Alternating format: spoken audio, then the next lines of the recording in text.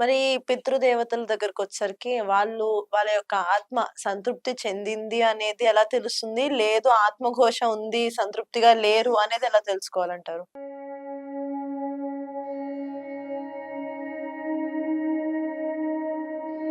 Hi! Hello viewers. నేను మీ శ్వేత. ప్రస్తుతం మనతో పాటు స్టూడియోలో ఉన్నారు Nakshatra Jyotishalayam CEO doctor V. Vishnuvardhan Reddy గారు. నమస్కారం గురుగారు. నమస్కారం. ఎలా ఉన్నారు? బాగున్నా. మరి పితృదేవతల దగ్గరకొచ్చేసరికి వాళ్ళ యొక్క ఆత్మ సంతృప్తి చెందింది అనేది ఎలా తెలుస్తుంది? లేదు ఆత్మఘోష ఉంది, సంతృప్తిగా లేరు అనేది ఎలా తెలుసుకోవాలంటారు? ఇప్పుడు మన ఇంట్లో మన పూర్వీకులు ఎంతో మంది చనిపోయారు. మన బంధువులు కూడా మన దగ్గరటోళ్ళు తాత, తండ్రి, అమ్మ, నాయన, అన్న, తమ్ముడు ఎవరెవరో చచ్చిపోతారు. అయితే మనం నిద్రపోయినప్పుడు మన కళలో ఎవరైతే కనబడతారో వాళ్ళ ఎనర్జీ మన ఇంకా తిరుగుతున్నట్టే. అందరు ఏం చెప్తున్నారంటే ఈ సిద్ధాంతులు కానీ బ్రాహ్మిన్స్ కానీ వీళ్ళు ఏం చేస్తున్నారంటే పితృదేవతలు కళలో కనబడితే మంచిది అంటారు. అసలు వాళ్ళు కళలో కనబడితే వాళ్ళ యొక్క ఆత్మ ఘోషిస్తున్నట్టు వాళ్ళు మన ఇంకా తిరుగుతున్నారు అంటే వాళ్ళకు కోరికలు తీరక. అయితే మాక్సిమం నా లెక్కలు ఏంటంటే 99% ఈ చనిపోయిన వ్యక్తుల యొక్క ఆత్మలు భూమిపైన సంచరిస్తున్నాయి. అయితే భూమిపైన మమకారం పెరిగింది, విలాస వస్తువులకు అలవాటు పడ్డారు.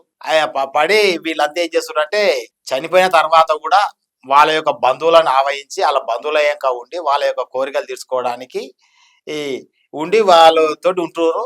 అయితే ఈ నెగటివ్ ఎనర్జీ అంటే ఈ బంధువుల యొక్క అంటే ఈ పితృదేవతల ఆత్మలు మనం ఎక్కుంటే ఏంటంటే వాళ్ళ యొక్క ఆస్తులు మనకు రావు, వాళ్ళ యొక్క వస్తువులు మనం తీసుకోలేకపోతాము, సమస్యలు వస్తాయి, వాళ్ళ యొక్క ప్రాబ్లమ్స్ కూడా మనం క్రియేట్ చేస్తాము, వాళ్ళకున్న జబ్బు కూడా మనకు కనబడుతుంది, వాళ్ళ యొక్క ప్రవర్తన మనకు వస్తుంది, వాళ్ళ యొక్క తిండి మనం తింటుంటాము, ఇవన్నీ చేపిస్తాయి. అంటే ఇప్పుడు మీరు చెప్పినట్టు కొన్ని అకారణాల చేత పెద్దవాళ్ళు ఎవరైనా చనిపోతే వాళ్ళ ఆస్తి మనకి రాకుండా ఆగిపోతుంది కదా.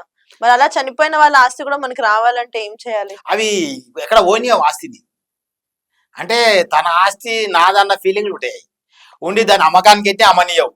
కొంతమంది ఎవడన్నా వస్తే వానికి అనారోగ్యం చేస్తుంది, కొనడానికి వచ్చిన కష్టాలు వస్తాయి.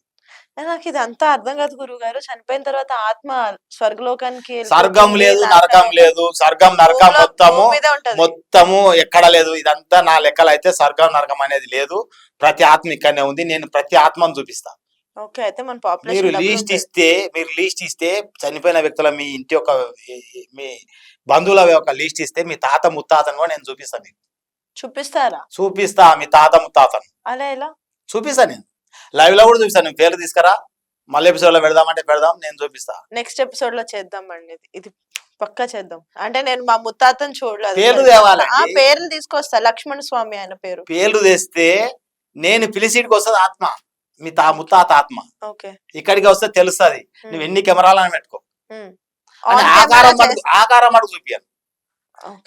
అంటే ఆఫ్ కెమెరా ఆకారం కూడా చూపిస్తారా మీరు? కెమెరా ఆకారం తప్ప ఆ పేరు వెళ్తే స్పందన తెలుస్తుంది, ఆ పేరు పిలిస్తే వచ్చింది తెలుస్తుంది, ఆ పేరు నువ్వు చూస్తే మొత్తం తెలుస్తుంది. నాకు తెలుస్తుంది, అందరికి తెలుస్తుంది. ఇక్కడ ఉన్న వాళ్ళకి అందరికి తెలుస్తుంది. అయితే నేను చేసిన రీసెర్చ్ లా 100 ఏళ్ల నుంచి ఆత్మలు ఎక్కడ పోవట్లేదు, ఇక్కడనే ఉన్నాయి. అందుకే ఆ ఎనర్జీలు ఎక్కువ అయిపోయి అందరం ఇబ్బంది పడుతున్నాం. క్షణం అందరి ప్రెషర్, టెన్షన్, బాధ, అనారోగ్యం అన్నీ ఇవే. మరి ఇప్పుడు అవి పోవాలంటే ఏం చేయాలి? బంద్ చేయాలి. అయ్యో పాపం కదా.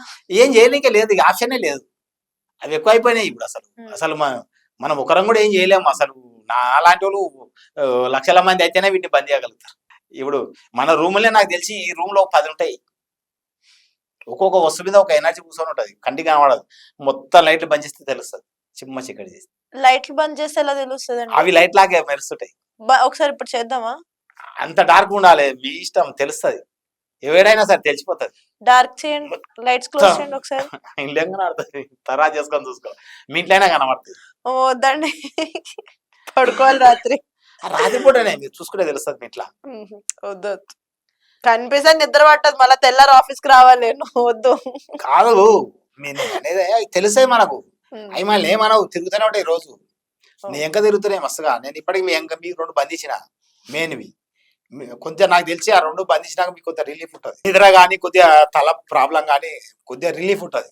అప్పటికి ఇప్పటికి మొత్తం తీసేస్తే అసలు ఎందు మిడల్లాక పడుకునే ఉంటాయేమో. ఇక నేను మొత్తం నిద్రపోతూనే ఉంటాయేమో.